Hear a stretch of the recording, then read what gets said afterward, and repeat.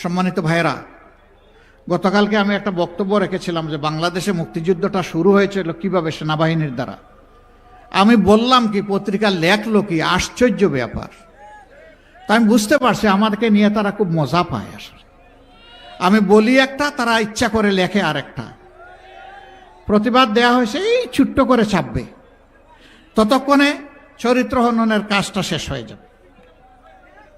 আমরা অবাক, কেন? মিডিয়া তো জাতির দর্পণ। তবে এটাও ঠিক, সব মিডিয়া এটা করে না। এই দুই একজন সমাজটাকে অস্থির করার জন্য, অশান্তিতে ফেলার জন্য দুই একজনই যথেষ্ট। তাদের সকলের প্রতি আমার বিনয়ী অনুরোধ, যা বলবো আপনার পছন্দ হয় ওইটাই প্রকাশ করবেন, প্রচার করবেন। যা বলবো না, আপনার মনের মাধুরী আর কল্পনা স্বপ্ন মিশিয়ে আমার কথা আপনি প্রচার করবেন না। যদি এটা করেন আমার উপরে জুলুম হবে। আমার কথা পছন্দ হয় না, আপনি ফেলে দেন, কিছুই প্রচার করিয়েন না। কিন্তু প্রচার করতে হলে আমার কথাটা হুবহু আমার মতো করে প্রচার করতে হবে।